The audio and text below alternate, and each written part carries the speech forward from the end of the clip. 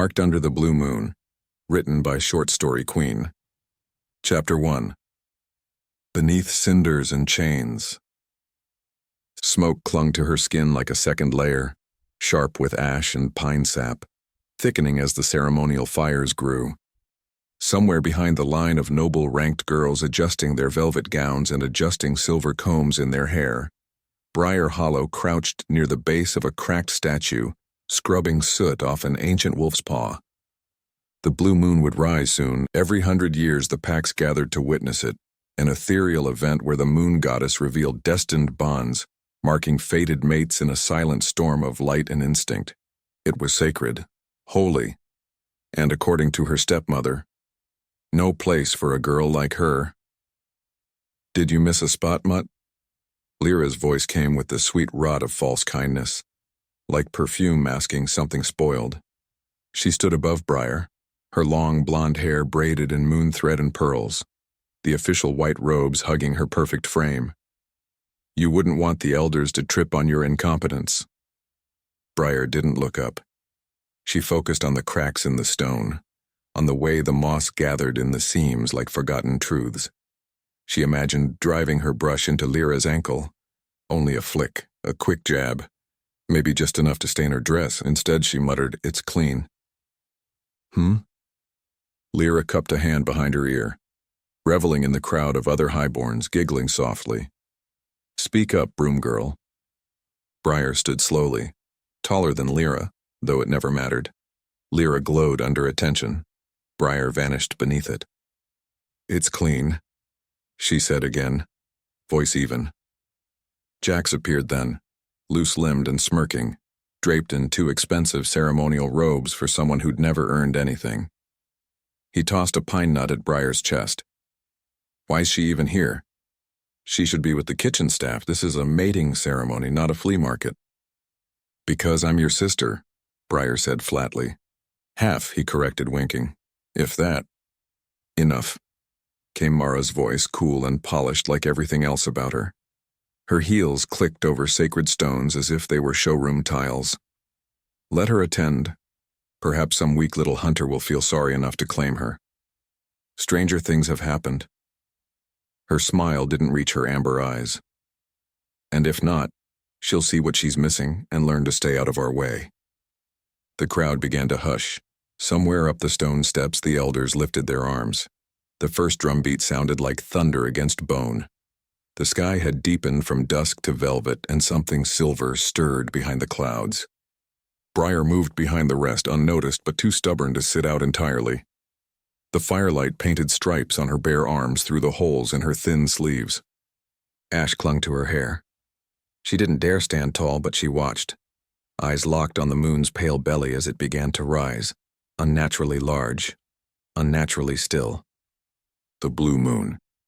A ripple moved through the gathered wolves, a rustle of breath and shifting paws. Mates. It was starting. Some of the girls began fixing their hair again. Others straightened backs, widened stances. The bond could happen to anyone. But let's be honest, it never happened to Omegas. Certainly not ones wearing a hand-sewn dress 2 sizes too big and smelling faintly of chimney. Then, a stillness. Not just silence. A hush that pulled every breath from the clearing, as if the forest itself paused to listen. Briar's neck turned on instinct slow, like something else was doing the steering.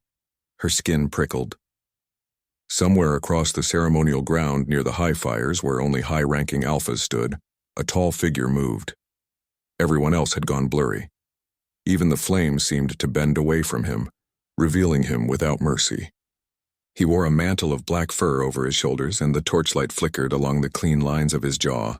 Hair like night, cropped short. Eyes like... No, he wasn't looking at anyone else. Not the heirs, not the chosen, not the beauties lined in silk and scent. He was looking at her. Briar took a step back, heart beating not fast but hard, deep, like it echoed against the inside of her ribs. Killian Vane. The Bloodclaw Alpha. A name spoken in careful tones. A reputation etched in cold obedience and tradition. He didn't flirt. He didn't play. He ruled. and he was walking straight toward her. People noticed too late. Lyra turned, her expression faltering. Jax muttered something. A girl near the fire gasped. The elder at the altar dropped his staff. Killian stopped in front of Briar without ceremony. His gaze didn't travel over her in appraisal. He looked only at her eyes. The bond has chosen. His voice held no tremble, no surprise, just finality. A ring of silver mist swirled from his chest to hers, dancing over the dirt like wind on water. Briar's breath caught as something ancient sank into her bones. Her knees wanted to buckle. She didn't speak, and she couldn't. He turned to the elders. I claim her. The silence shattered, Mara's face drained of color. Lyra made a sound like a dying bird. Jax cursed and spat. But Killian didn't care. He reached for Briar, not roughly, not romantically either. Just directly, as if it were already decided, as if this had always been the plan. Her fingers touched his, hesitant. Her body didn't burn or scream or rebel. It quieted.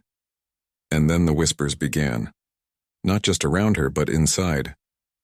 A voice, feminine, quiet, drowsy, as if waking from a long sleep. Is this him? Briar jerked back slightly. Her eyes flicked to Killian, then to the moon above. Everything in her life had been crooked edges and second helpings. Until now. Now the moon had marked her, and nothing, not even her own doubt, could unmark it. Chapter 2.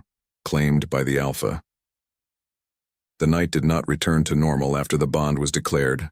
The clearing rippled with murmurs, disbelief, and the uneasy shuffling of boots against stone. Where there had been laughter and perfume and expectant eyes, there was now a single thread of stunned silence stitched through the crowd. The blue moon glared down like an unblinking witness. Briar stood at its center, still tasting ash on her tongue, her mind unable to grasp what had happened. The air smelled different now, sharper, cleaner, laced with pine and iron. She could feel his presence not just before her, but inside her, a low hum that made the hairs on her arms rise. The mark between them glowed faintly, invisible to others, unmistakable to her. Killian had not moved after his declaration. He stood, arms at his sides, expression unreadable, while the elders murmured in hushed tones. His eyes, those storm-colored eyes that had found her across the fire, did not waver. They were not cruel, but neither were they gentle. They simply were. Briar felt every glance prick her skin like thorns. Behind her, Lyra was whispering fiercely to Mara, her voice trembling between outrage and envy. Jax was pacing, muttering something about a joke and a disgrace to our name. But none of it mattered now. The law was ancient, older than every pack gathered here. Once a claim under the blue moon was sealed, no one, neither elder nor god, could undo it. The eldest of the priests raised his staff, the obsidian head catching the moonlight. The goddess has chosen, he intoned, voice echoing over the stones. The bond shall be honored. The ceremony continued, though awkwardly. The other pairs stepped forward, tentative, dazed, some joyful, others pale with confusion. But none drew as many glances as Briar and Killian, the Omega from the ashes and the Alpha of Bloodclaw, a union that defied every unspoken rule of the hierarchy. When the ritual ended, Killian inclined his head to the elders and turned toward the shadows at the edge of the clearing. He did not reach for her again, but the meaning was clear. Follow. Her legs felt unsteady as she obeyed. Lyra's hiss followed her like a curse. He'll regret it. You'll embarrass him before dawn. Briar didn't look back. The ground felt strange beneath her feet, as though the forest itself shifted to make way for her. The further she went from the ceremony's light, the quieter it became. The trees grew dense and towering, moonlight sliding through the gaps in trembling slivers. Killian walked ahead in silence, the sound of his boots steady against the earth. She realized then that he wasn't leading her somewhere hidden. He was taking her home. Home. The word didn't fit right in her thoughts. Stoneveil had been a house, not a home, filled with whispers, tasks, and invisible bruises. Whatever lay ahead could not be worse, could it? When they reached the ridge overlooking the valley, Briar caught sight of a second clearing far below, lit with rows of lanterns like scattered stars. The Bloodclaw territory. It looked colder, darker, yet alive in its own fierce way. Wolves moved in disciplined formations even at rest. Fires burned low, not wild. There was no chaos here, only order. Killian finally spoke, his voice calm but resonant. "You'll ride with me to the border." Briar nodded, unsure what words could sound right in a moment like this. He gestured, and two dark-coated riders emerged from the trees. Guards, loyal, silent. One of them handed him the reins of a large black horse. Without effort, he swung into the saddle and looked down at her, eyes unreadable again. Briar hesitated only a heartbeat before taking his outstretched hand. The leather of his glove was cool against her palm. The moment her weight settled behind him, the horse started forward. The wind rushed past her face, the scent of cedar and steel filled her senses. She realized her heart, her entire body, had not stopped trembling since the bond. The rhythm of the ride soothed nothing. Every sound was magnified. The steady breath of the horse, the distant cry of owls, the occasional rustle of wolves pacing alongside. They rode in silence for what felt like an hour. The night stretched long and silver. Somewhere in the back of her mind, that new voice stirred again, softer now, almost shy. "He's strong. You'll be safe with him." Safe. The word didn't comfort her. She didn't know what safety meant anymore. When they finally reached the border, the riders peeled away and the forest opened into a narrow mountain pass. A fortress-like estate loomed ahead, Bloodclaw Manor, seat of his power. Its towers pierced the mist like black spears. Torches burned in even lines along its walls, casting the faint shimmer of order. Not welcome. Killian dismounted and turned to her. His expression did not shift, but his tone lost its edge. "Inside, you'll be shown to your quarters. Tomorrow, we'll speak before the council." Briar nodded, fingers twisting in the hem of her dress. She wanted to ask something, anything, but the weight of the moment pressed against her throat. He studied her for a heartbeat, as though searching for something he didn't know how to name. Then, with a small nod, he strode toward the gates. The heavy iron doors opened without a word from him. Guards bowed their heads. Briar followed. Inside, the air was cool and still, carrying a faint scent of stone and rain. Candles burned low in long glass sconces. The manor felt alive, watching, listening. Somewhere distant, a wolf howled once. Deep, mournful, ancient. Briar stood in the great hall, unsure where to place her hands, her thoughts, or her fear. She had expected chains, mockery, perhaps cruelty. But instead, there was silence. The Alpha did not scold or command. He did not smile either. He only said, "Rest. The moon has chosen. We'll honor it." Then he turned and vanished into the corridor's shadows, leaving her alone with the echo of his footsteps and the strange new thrum inside her chest that was no longer entirely her own. In the stillness, she exhaled for the first time since the ceremony. Somewhere deep beneath her ribs, Ashra murmured again, soft, uncertain. Maybe this is where everything begins. Chapter 3. The Luna. No one expected. Briar awoke to silence, a kind of silence she didn't recognize. It wasn't the tense, waiting hush of the Hollow household, where every creak of a floorboard could mean another task, another insult, but a dense, steady quiet that settled over the space like thick snow. She lay beneath heavy gray blankets that smelled of cedar and wolf fur, in a room that felt more like a cell than a bedroom. Stone walls, one high window. No frills, no flowers, no mirrors. Just a wash basin, a hearth, and a wooden chest against the wall. The mattress was firm but clean. A black tunic and simple trousers had been folded on the chair beside her bed. It took her a few moments to remember where she was. Not the Hollow house, not the ceremony. The Bloodclaw fortress. claimed. She sat up slowly. Her muscles ached from the ride, from the tension she'd never allowed to release. As she stood and dressed in the provided clothes, she noticed how quiet her mind had become. Ashra, her wolf, was still present, but distant, as if sleeping again after an exhausting dream. She wondered if that dream was over or just beginning. No one came to fetch her. No voices called through the door. She opened it hesitantly and stepped into a long stone corridor where only torchlight flickered and echoed. The manor was not a palace, it was a fortress built with purpose. The ceilings were high, the arches clean, the floors of slate worn smooth by generations of warriors. This was not a place for comfort. It was a place for order. She wandered without direction, careful not to touch anything. The air smelled of cold iron and dust, but beneath it, faintly, she could catch other scents. Lavender oil, wet fur, roasted meat, old parchment. And him.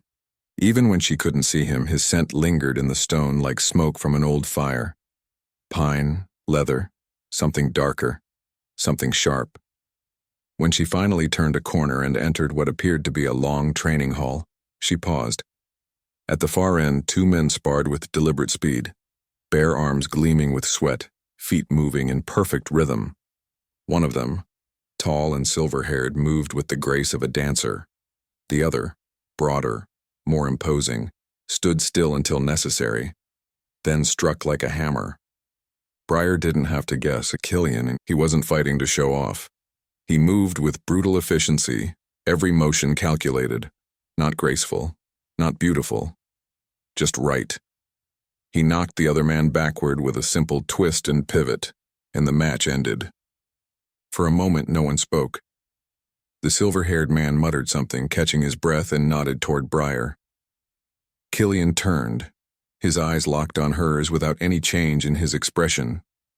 There was no command, no question, but she stepped back into the corridor anyway, feeling his gaze follow her. She didn't run, but she didn't linger. She found the library by accident. A wide circular room filled with tall shelves and warm lamplight. Books older than most living wolves lined the walls. No one else was there. Dust motes danced in the beams from a high-domed window. Here she sat, not because she was expected to, but because for the first time in as long as she could remember, no one had told her not to. She didn't read, not yet, she just breathed. Later, when the sun had climbed higher in the sky, a soft knock came at the door. A young woman entered without waiting for permission. Her black hair was tied up in a practical knot, her sleeves rolled. She carried a tray with bread, cheese, and tea. "You're the new Luna," the girl said simply, setting the tray down. Her accent was clipped, northern. "I'm Milla. I'm not a maid. No one here is. You take care of yourself mostly, but Ina asked me to check on you." Briar blinked. "Ina?" "The Alpha's aunt. You'll meet her tonight, I think." Milla looked her up and down, not unkindly. "You're not what we expected, but that might not be a bad thing." Then she left. The food was simple, but Briar ate it slowly, savoring each bite like it might vanish. It stayed down. It filled her. She returned to the corridor once more, drawn by the subtle pulse she felt in her chest, like a second heartbeat not her own. It was always strongest when she moved toward the western wing of the manor. She found herself in a long hallway with high windows and heavy doors. One stood slightly ajar. She didn't knock. Killian stood inside, back to her, staring out at the darkening mountains. His coat had been removed. He wore only a loose black shirt and trousers, sleeves rolled to his elbows. There were scars on his forearms, thin, pale, old. She wondered how many were from battle, and how many from discipline. "I didn't summon you," he said without turning. "I know. You're not confined, you may walk where you choose. Ask what you want, there is nothing hidden here." She stepped farther into the room, drawn by the simplicity of his words. He turned finally, eyes the same cold steel, but softer than they'd been in the firelight. "You were treated poorly by your pack," he said, not asking. "I don't need details, but I know what I saw, and I know what I heard." A long silence followed, then quietly, "You're not a slave here." The words fell like stones into a still pond. She nodded once. He didn't reach for her, didn't try to close the space between them. But something shifted. A recognition. Not warmth exactly, but a kind of respect. As she turned to leave, his voice followed her. "There will be a dinner tomorrow you'll be expected to attend, not as my Omega, as my Luna." The word stung her spine like cold water. Luna. Not a title, not a prize, a role. She didn't reply, but her hands curled into fists at her sides, not in fear, but in a quiet, dangerous kind of readiness. The fires of Bloodclaw were colder than home, but somehow they burned cleaner. Chapter 4. Eyes That Do Not Pity.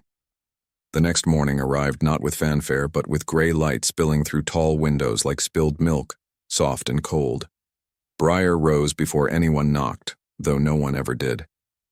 Her sleep had been light, stretched thin by the hum of change in her blood. Dreams had flickered, shadows of running wolves, firelight in her bones, and the distant sound of laughter that had never belonged to her. She washed in silence, dressed in the black tunic again, and tied her hair back with a strip of cloth torn from an old sleeve. No jewels, no perfume, no mask to wear. There had never been any need for disguise in Stoneveil, not when no one was looking at her. But here they were. She felt it as she stepped into the central corridor, those glances that slid across her skin like blades, not openly cruel, not yet, but questioning, weighing, watching. Bloodclaw wolves passed her with straight spines and sharp eyes, warriors carved from discipline and shadow. They didn't speak. They rarely even nodded, but their silence was not the same as Stoneveil's. There was no sneer beneath it, only judgment. She passed a row of windows that overlooked the training yard. Wolves in human form moved in unison, sparring with clean precision. Each movement was purposeful, stripped of anything excessive. The pack moved like a single organism, fluid, strong, silent. Briar paused. In the center of the yard, Killian trained alone, shirtless this time, his muscles coiled and fluid, his strikes as deliberate as a smith's hammer. Every time his blade met the post, a sharp crack rang through the air. He wasn't showing off. He was working, sweating, bleeding from a cut on his shoulder without acknowledging it. He didn't look at her, but he knew she was there. She felt it. Something subtle tightened between them like a thread pulled taut across distance. She kept walking. Later that morning, Ina found her in the library again. The woman's hair was gray, woven with silver, twisted in a braid down her back like a warrior priestess. She did not smile. Her eyes were sharp behind wire-rimmed spectacles, and her presence filled the room like incense, slow and inevitable. "You are quiet," Ina said, running a finger along the spine of a book she clearly wasn't reading. "That will serve you better here than beauty or charm." Briar said nothing. She knew better than to offer cheap words. "You are not what this pack expected," Ina continued, tilting her head slightly. "But neither was Killian. You might suit each other in that way." Then she left, and it wasn't praise, but it wasn't insult either. That evening, before the formal dinner, a dress was delivered. Simple, midnight blue, cut high at the neck, stitched with silver thread at the cuffs. No frills, no lace. Not a Luna's gown, a soldier's formal wear. Briar wore it without complaint. Her reflection in the tall mirror near the hearth startled her. Not because she looked beautiful, but because she looked steady. There was a strange dignity in the quietness. The hall for the dinner was wide and echoing, lit with torches and chandeliers of bone-white antler. A long table stretched through the center, where ranks of Bloodclaw sat in silence as Killian entered last, taking his place at the head. He didn't speak a welcome, no speeches, just a nod. Briar entered at the far end. All eyes turned. The silence didn't break, but it shifted. She felt it like pressure behind her ears, the low hum of thought, of curiosity, of doubt. No one reached for her. No one pulled out a chair. She walked the length of the table alone, spine straight, chin level. The sound of her footsteps tapped out her pulse. Slow, even, unforgiving. When she reached the seat beside Killian, she did not hesitate. She sat, and the room exhaled. Not acceptance, but something like acknowledgement.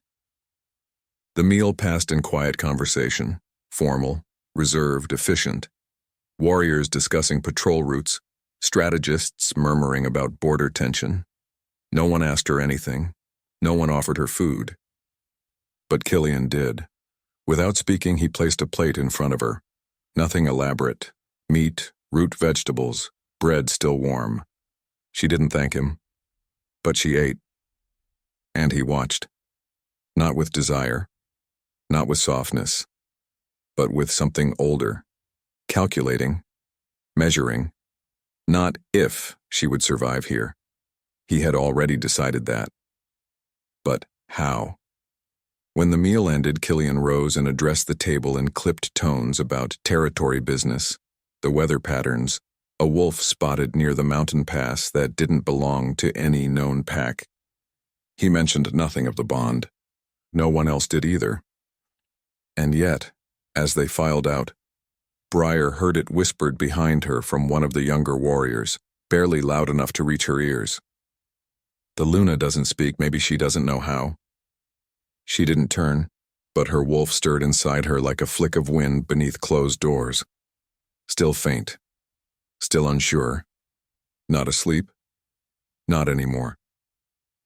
That night, alone in her room, Briar sat on the cold stone floor, her back against the hearth. She stared into the empty fireplace, fingers curled around her knees. The quiet here was no longer strange. It was hers now. Not warmth, not yet, but space, and space could become anything. Chapter 5. Dinner for the Damned. The invitation came by messenger, neatly folded parchment sealed with the Bloodclaw crest, slipped beneath her door before dawn. No announcement, no flourish, just a quiet notice. The Alpha requests the presence of the Stoneveil pack for formal peace relations. Attendance mandatory. You will be present. Briar read the words twice, then once more. Her stomach didn't twist, not in fear, but in something colder, something that scraped against her ribs like old bone. They were coming, not just Mara, not just Lyra and Jax with their practiced sneers and glass-cut laughter, the entire Stoneveil delegation, for diplomacy, for formality, for show, but not for her. She folded the paper and set it aside. Then she stood, and without hesitation, began preparing. Ina appeared just after the sun cleared the eastern ridge, arms folded, expression unreadable. She stood in the doorway of Briar's room like a shadow cast by judgment itself. You've read it, Briar nodded. They will not show you kindness, Ina said flatly. But that does not mean you need show them fear. Briar didn't respond, she didn't have to. The older woman studied her for another breath, then turned and left, cloak brushing the stone like a whisper. The day moved slowly, too slowly, as though time had chosen to stretch out the space between breath and reckoning. Briar walked the fortress twice, sat once in the sun-drenched library, ate in silence.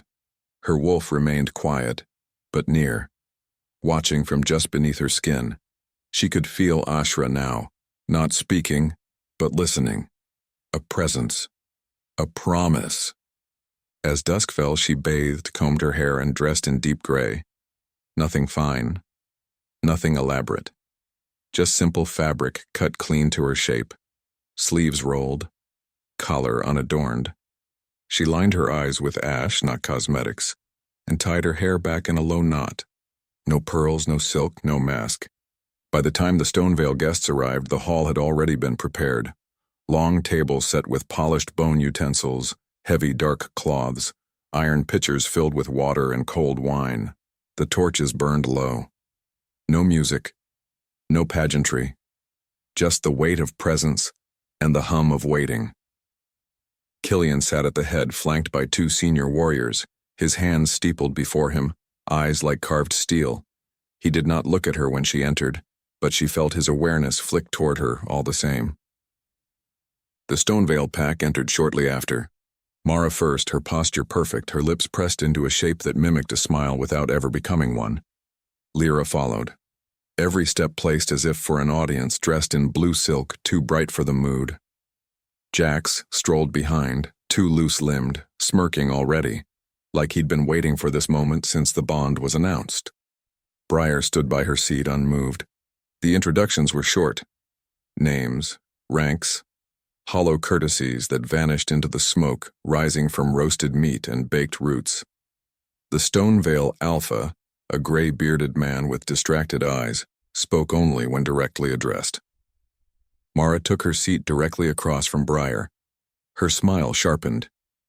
"What an unexpected honor to be received here," she said smoothly, pouring herself wine she hadn't been offered. "Your pack is austere, very different from our traditions." Briar met her gaze and said nothing. Lyra leaned in, voice just loud enough to carry. "It must be strange to wear a Luna's place, like trying on someone else's clothes and pretending they fit." Still Briar didn't speak. Her hands rested on the table, calm and visible. Her pulse remained even. Jax laughed once, sharp, nasal. "I almost forgot she could sit with real people now." The Bloodclaw warriors didn't react, they didn't need to. They watched, assessed, judged in silence. Killian had yet to move. He hadn't raised his voice, hadn't lifted his glass. He simply listened. Dinner began. Plates were passed. Cutlery scraped. The room filled with the sounds of chewing and murmured strategy. Occasionally, someone from Bloodclaw addressed a packmate about trade routes or hunting rights. No one spoke to the guests directly. And still, the Stoneveil whispers continued. Quiet. Poisonous. "She always did love playing victim," Lyra mused, sipping delicately from her cup. "Even when she wasn't being mistreated. Just didn't know how to be grateful." Mara sighed. "Some wolves mistake pity for opportunity."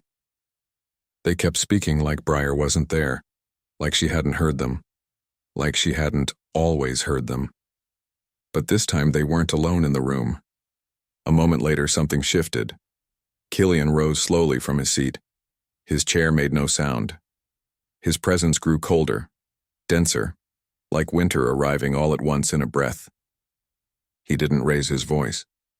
"Is that how you spoke to her in Stoneveil?"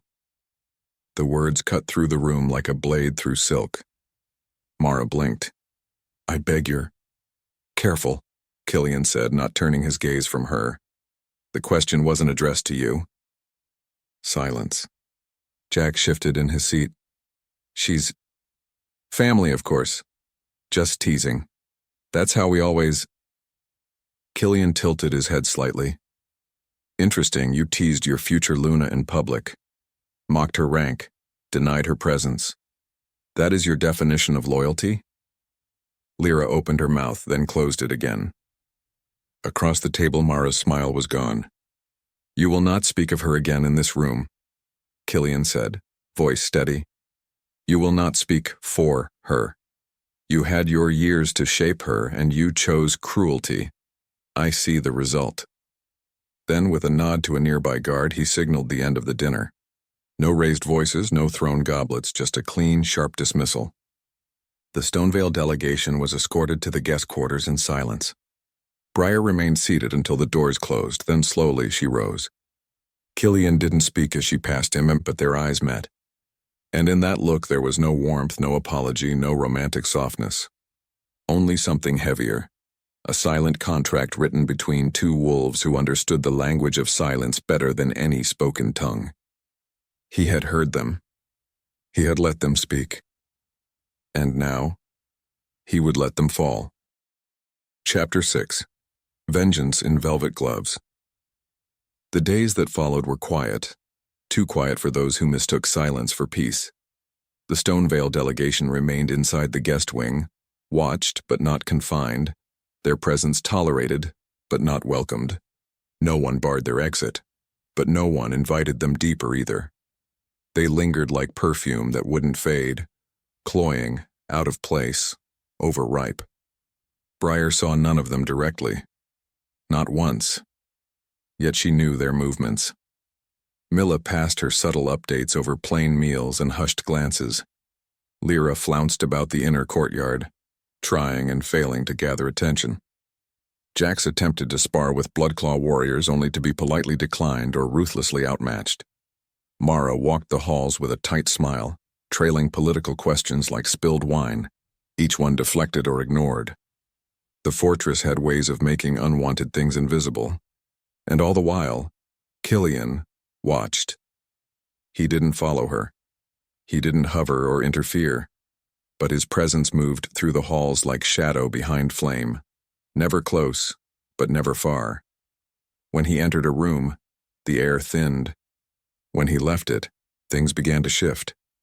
Subtle things. Small things.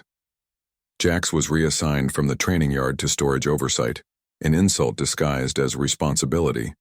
He had to count crates of dried meat and firewood under the supervision of an elder who did not bother to hide her contempt. Milla delivered the news with dry amusement. "He said it's beneath his dignity," she'd added, setting down a tray. "I said dignity's heavier than a clipboard, and he nearly tripped over himself trying to understand the insult." Briar said nothing, but her lips twitched. A quiet satisfaction settled into her chest like warm coals under ash. Later that week, Lyra's carefully orchestrated appearance at the evening bonfire, a tradition among the younger Bloodclaw wolves, ended in silent embarrassment. She'd arrived dressed in borrowed finery, eager and falsely humble, only to find the gathering moved to a different location. No announcement, no explanation, only shadows where fire had once burned. It continued, and at a formal breakfast attended by several high-ranking envoys, Mara attempted to speak of alliance terms, bringing up trade routes and future ceremonial unions. She was gently but firmly silenced by a Bloodclaw counselor, who smiled as she spoke over her. "The Luna will handle such matters," the woman said coolly. "Her insight is more relevant now." The insult was not in the words, but in their delivery. Mara's face had frozen, lips tight, hands folded. She had nodded, as if gracious, but her eyes burned like candle ends, small and bitter. Briar hadn't been present at that breakfast, but when she passed through the hall that afternoon, she saw Mara seated alone on a bench in the garden courtyard, posture perfect, gaze unmoving, like a statue placed for symmetry. Her hands were folded too tightly, knuckles pale. Briar walked past without slowing. None of it had been requested, not a single order had left her lips. She had said nothing, done nothing. And yet, the fortress moved on her behalf, not out of affection, but principle. Bloodclaw did not forget. Bloodclaw did not forgive. It simply adjusted. Killian, true to form, never spoke of it. He passed her occasionally in corridors, in the dining hall, outside the training grounds. Their exchanges were brief. A glance. A nod. Once she caught him watching her speak to a young she-wolf in the lower garden, a conversation filled with awkward warmth and too many pauses. When she looked toward him, he turned without a word. She had begun to understand him not through his voice, but through his decisions. Killian's vengeance was not loud. It did not burn. It starved. It tightened. It removed. Where Stoneveil had mocked and postured again, Bloodclaw dismantled with elegance. It did not strike. It erased. Then slowly, wordlessly, he restored her place. Not with affection, not with flattery, but with justice. On the sixth night, she stood on the terrace that overlooked the lower halls. The moon was full, pale, but not yet blue again. The clouds passed in slow currents, like ink dissolving in water. Below her, the lanterns were being lit by hand, young wolves moving in practiced rhythm, setting fire to the corners of the world to keep the night from closing in too tightly. A footstep behind her, she did not turn. His scent was unmistakable, pine, cold leather, something darker beneath. He stood beside her without a word. They watched the lights bloom across the courtyard, a slow constellation forming. "I didn't ask you to protect me," she said softly, voice nearly lost to the wind. Killian didn't answer immediately. When he did, his voice was calm, steady. "No, You didn't. The silence that followed wasn't heavy. It wasn't empty either. It was full of things neither of them needed to say. Below, a wolf howled once, sharp, short, not for pain or fear, but for certainty. She didn't look at him, but she let the silence stretch, not in resistance, in permission. That night, alone again in her room, Briar sat with her legs curled beneath her, a book unopened in her lap, her thoughts unwinding in slow, even threads. They had mocked her for years, for what she wasn't, for what they believed she'd never be. But they hadn't understood that silence could be a weapon too, that dignity could be louder than rage, and that sometimes the softest revenge came not from retaliation, but elevation. She didn't need to strike them down, she only had to rise. Chapter 7. The Wolf Awakens. The moon turned silver-white on the 7th night, sharp as a blade edge, and the wind tasted of frost though the season had not yet turned. Briar felt it before she saw it, the subtle tremor in the air, the shiver beneath her skin that didn't come from cold. Something inside her had begun to stir, soft at first, like the rustling of dry leaves at the bottom of a well. She knew the signs. Wolves did not awaken gently. Inside the Bloodclaw fortress, everything was as it always had been, orderly, quiet, governed by duty and rhythm. Wolves passed in clean lines down the corridors, their gazes steady, their movements sharp. No one stared at her anymore, no one questioned her presence. She was simply there, like a wall or a gate, part of the structure, not ornamental, not temporary. She had become a fact, and yet she felt strange in her own skin, too aware of her spine, of her heartbeat, of her feet on the stone, too aware of the air around her, its weight, its scent, its secrets. Her wolf was no longer sleeping, and she didn't hear a voice, not yet. But she felt it, a presence curled deep in her chest like a breath held too long. It watched the world through her eyes, blinking slow, absorbing, not ready to speak, but no longer absent.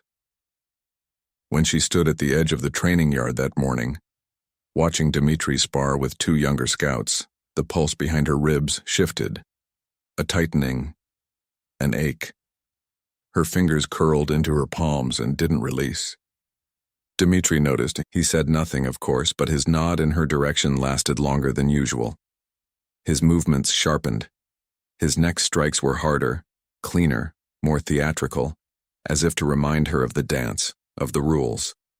She stayed until the match ended, then turned without comment and disappeared into the inner gardens. She didn't want to be watched. Not now. There, among the low hedges and pale stone statues, she breathed. And there it was again, not a word, not a sentence, just a flicker of thought that wasn't hers. Him. The pulse jumped.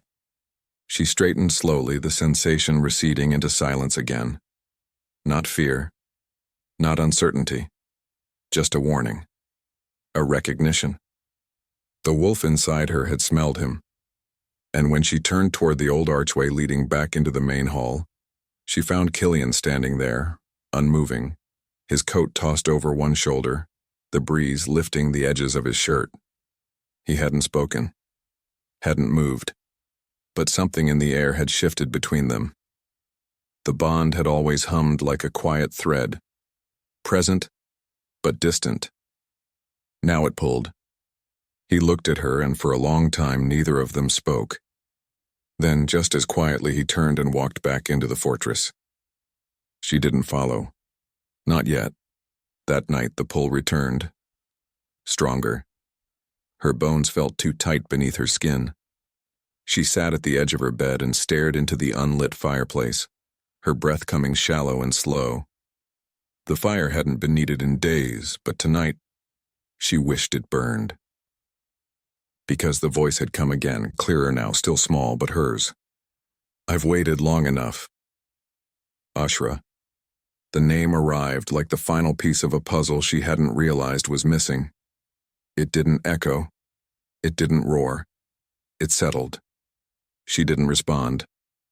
She couldn't, not with words. But she closed her eyes and let the weight of it move through her. A name. A truth. a beginning. The next morning she stood on the northern ridge where the mountain wind struck the cliffside like waves against steel. Below, the forest stretched wide, indifferent. Behind her, the fortress loomed, silent as ever. She had gone there without purpose, only instinct, drawn to the edge as if pulled by something ancient and voiceless. Then she shifted her stance, not into a fight, not into a retreat, into readiness, and she remained there until the sky bruised purple with dusk. The wind wrapped around her like an animal testing her scent, tugging at her sleeves, brushing her cheeks. When she turned to leave, she wasn't the same. Ashra didn't speak again, but she was awake, fully now. Pressed just beneath the surface, curled beneath her skin like a second heartbeat, a twin presence, silent and alert. Later that week, Briar began sparring with Dimitri. He didn't go easy on her. Not out of cruelty, but respect. She didn't ask for less. She took the hits, learned the rhythm, measured her movements not by speed, but control. Her instincts sharpened. Her silences deepened. Bloodclaw watched, and still Killian said nothing. He never stood at the edge of the training ground, never observed from the balconies above. But Briar felt him, always. Somewhere just beyond reach, silent as shadow, watching her without eyes, weighing her growth like a flame studies dry kindling. She didn't seek his approval, but she knew he gave it in his own way. Not with praise, with patience, and patience in the world of wolves was trust. She began sleeping less, not from exhaustion, but restlessness. Her body wanted movement. Her wolf wanted ground, wind, challenge. And still she waited, not for permission, for the right moment. Ashra was patient too, but not forever.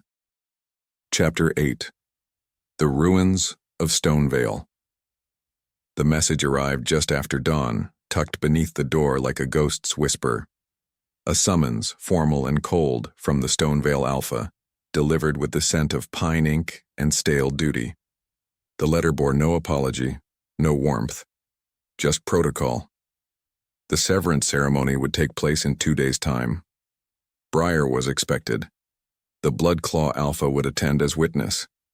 She folded the parchment without expression and placed it atop the small fire grate. It didn't burn immediately. The flame hesitated, then consumed the paper in one slow swallow. There was nothing to prepare. The journey back to Stoneveil passed beneath an overcast sky. The forests were the same. The roads hadn't changed, but the silence between her and the world had. She rode ahead of the small escort, cloaked and quiet, her back straight, hands loose on the reins. No badge marked her as Luna. No gold embroidered her collar. She wore deep charcoal, the color of bare earth, of clean stone. She wore it like skin. Killian rode behind her. He said nothing during the ride. He never broke formation, never rode beside her. But the presence of him was unmistakable, constant, calm, heavy with a kind of watchfulness that did not intrude. It rained lightly as they crossed the threshold into Stoneveil land. The trees thinned. The mist thickened. Everything felt smaller than she remembered. The gate hadn't been repaired since last winter's storm. The moss had crept higher on the eastern wall. The banners were faded, wind-frayed, forgotten.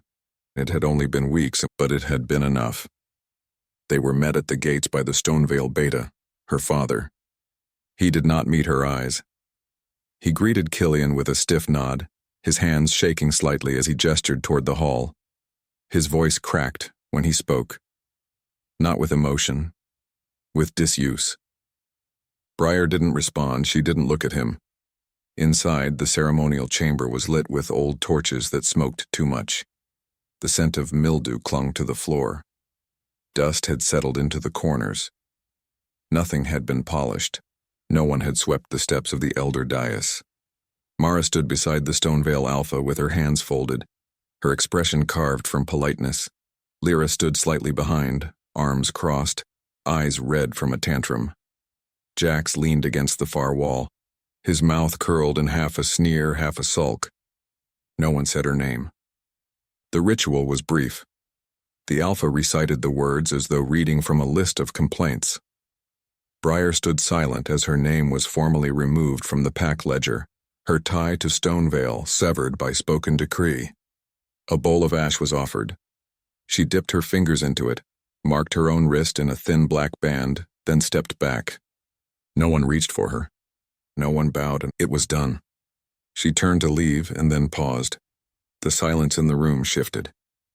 She looked at her father, at the man who had once held her in the crook of his arm, who had once braided her hair with trembling fingers after her mother's funeral. His eyes flickered up to hers, and then dropped. She did not speak to him. She walked toward the doors. Her boots echoed softly on the stone, each step measured, quiet, final.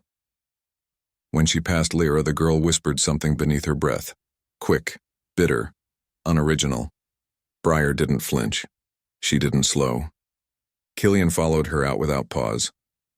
They left the gate open behind them. The ride back was slower. The rain returned in bursts, slicking the trees, drumming against their cloaks. The forest swallowed their passage. No words were exchanged. None were needed. Inside her, Ashra was awake. Still silent. Still watching. But present now in every movement, every breath. She no longer felt like a shadow stretched across another's life. She was no longer waiting to be seen.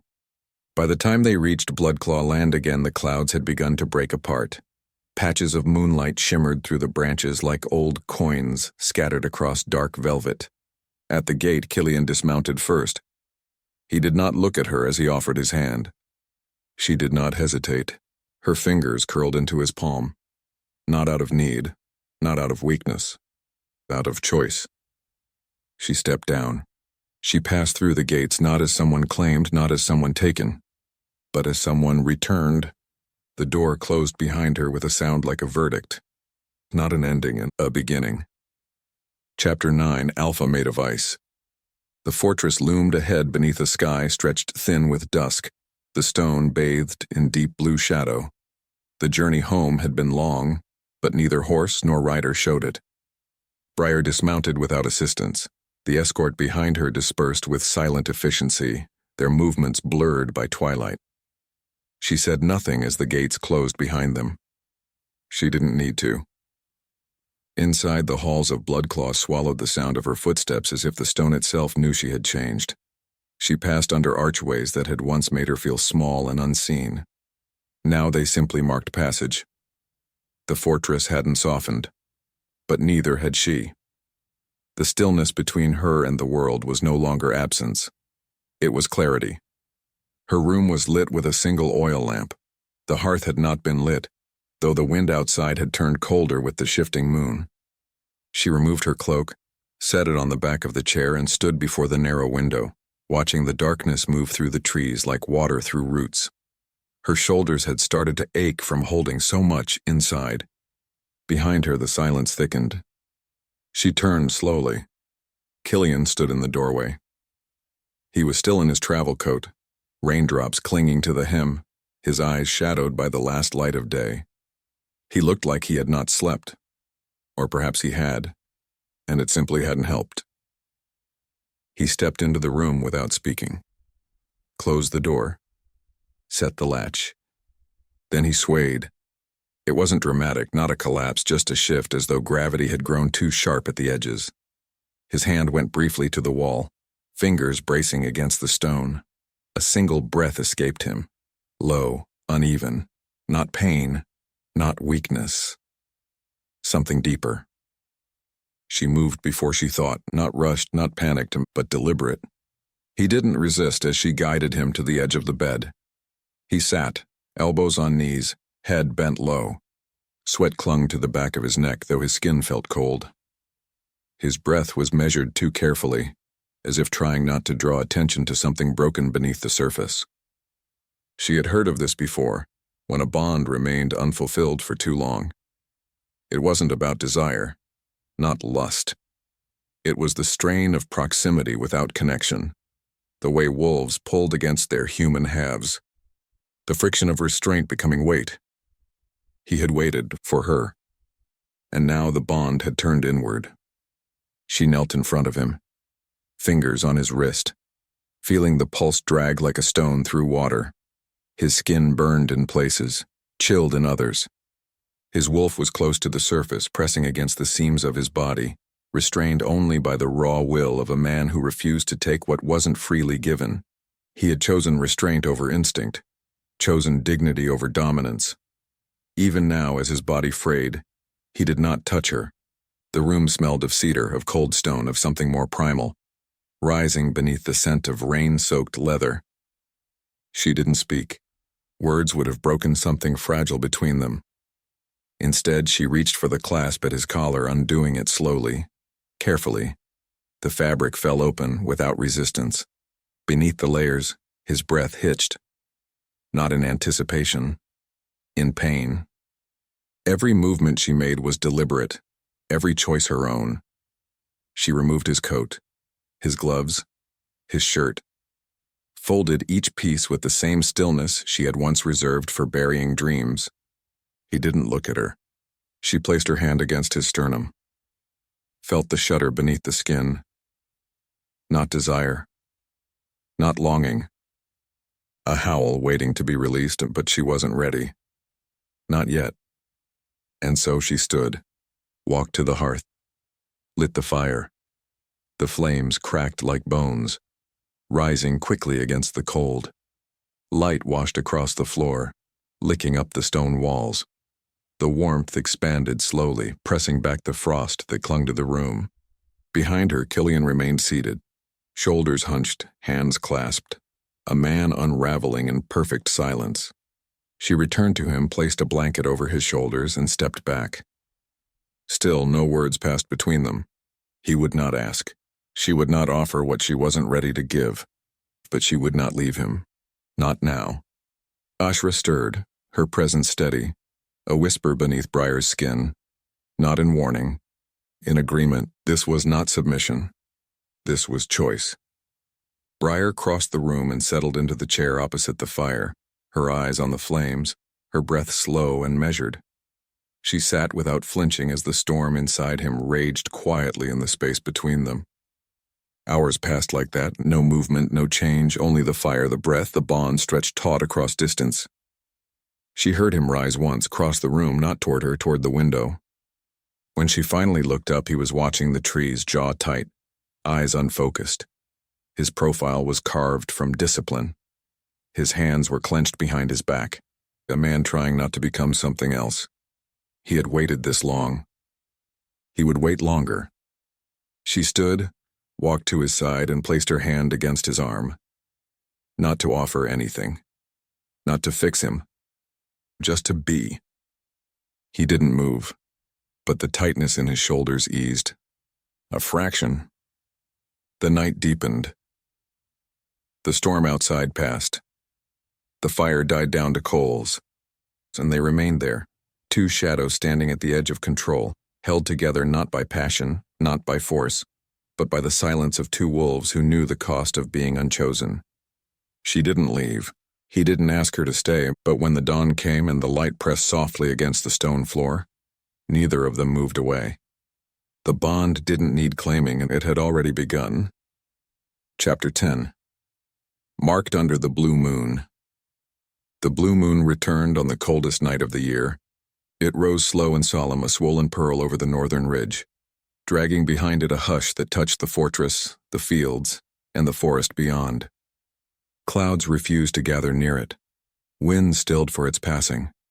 Wolves everywhere paused mid-motion, mid-thought, mid-breath, caught in the gravity of something older than memory.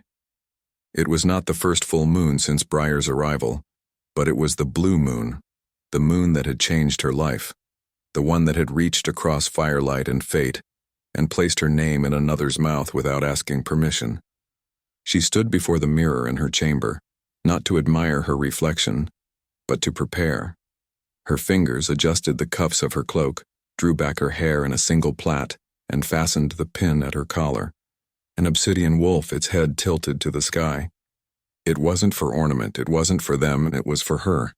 The fortress behind her had grown quieter over the past weeks, not from fear or reverence, but from understanding. She was no longer the topic of whispers, no longer the oddity passed silently in hallways. She had become part of the structure, like stone, like fire, like the cold itself, not loved by all, but respected. And respect was enough. Outside, the preparations had already begun. Torches lined the long path from the upper keep to the gathering ground, each one flickering low with blue-tinted fire.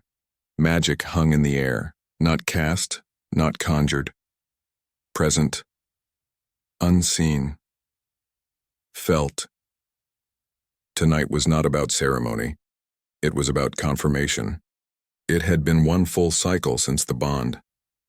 And by Bloodclaw tradition, this night belonged to the Luna. Not as an initiation, but as recognition.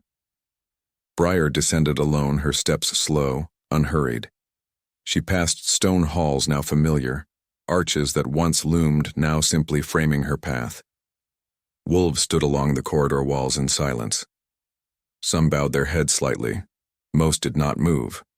They didn't need to. At the fortress doors, Milla waited. Not in her usual clothes, but in dark formal leathers, her hands folded in front of her, face neutral, a sign of solidarity, not subservience. She offered a single nod. Briar returned it, then continued down the steps, past the lower court, and toward the ritual ground where the full-blooded pack stood in wait. A field of wolves shoulder to shoulder, not howling, not restless, just waiting. And at the center, the fire pit, still unlit. Opposite it, Killian. He stood with his coat removed, sleeves rolled, arms folded at his back. His eyes were turned skyward, reflecting the pale moonlight in a way that made them almost unreadable, like stone beneath water. He did not look at her when she arrived, but something in his posture shifted. Briar stepped into the clearing. The fire remained unlit. That part was hers. She walked toward the pyre in the center, past rows of silent warriors, past the unspoken judgments, past the old laws and the new ones not yet written. Her hand extended slowly. At her touch, the coals ignited. Not with smoke, not with crackling chaos, but with a low, steady flame that burned blue at the center, flickering silver at the edges. It did not roar. It did not consume. It glowed. She stepped back. A voice rose. One of the elders. Words were spoken, the rite recited, not for her benefit, for theirs. The formal terms of the Luna's affirmation were given, the recognition of her strength, her presence, her bond. A title offered not out of courtesy, but necessity. Briar listened without blinking. When the elder finished, the air hung heavy with finality. Killian stepped forward, still silent, still composed. His gaze met hers across the flame, and she stepped to meet him. They stood, not as two strangers chosen by a goddess, but as two wolves who had earned each other slowly, through silence, through pain, through patience. No vows were spoken and no promises exchanged. Only presence, only a single breath passed between them.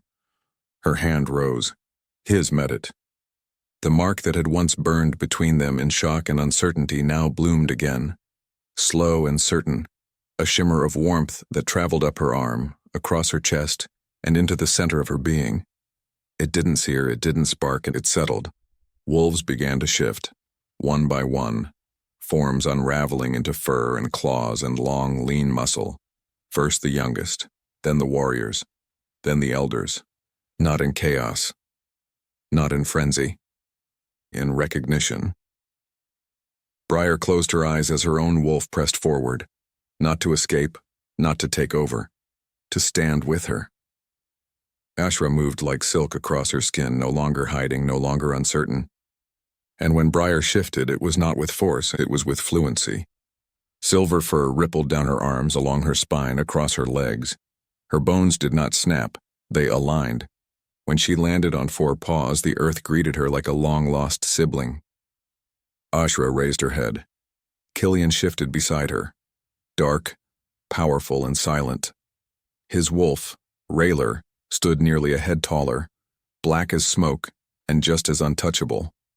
The two wolves circled once, not in threat, not in warning, and in agreement. Raylor lowered his head. Ashra touched her nose to his. The pack howled, not together, not on cue. One voice began it, somewhere at the edge of the clearing. Then another, and another, until the entire territory sang. The sound rose like a storm held back too long, like breath exhaled after lifetimes of silence. It wasn't triumph. It was truth. She had come from nothing, from ash and cinder and silence. She had been overlooked, underestimated, used, but not broken, never broken. Ashra howled once, not long, not loud, but clear, and in that sound was every scar, every sleepless night, every whispered insult, every moment of being unseen. Now they saw her, not because she demanded it, but because she earned it. The howls faded one by one like waves rolling back from the shore. Briar shifted back, slowly, easily, the fur vanishing into skin like smoke into wind. Her breath steamed in the cold, her hair clung to her back, her legs shook, but not from weakness, from release. Killian shifted beside her, the change effortless, his body still, his gaze unreadable. But when he looked at her, there was no calculation, only clarity. He stepped forward, placed a single hand against her waist, and stood beside her as the pack began to bow. Not in worship, not in fear, in respect. One by one, the wolves lowered their heads, and she did not lower hers, because she was Luna now, not chosen, not gifted, not claimed. Made. The moon hung full above them, its glow painting the world in silver silence. Briar didn't smile. She didn't weep. She simply stood, shoulder to shoulder with the Alpha, the flames behind her, the cold before her, and the bond between them no longer tentative, no longer trembling. It was steady, it was complete, and she was ready. Not for a crown, but for everything that came next. Marked, seen, and never again silent, forever under the blue moon.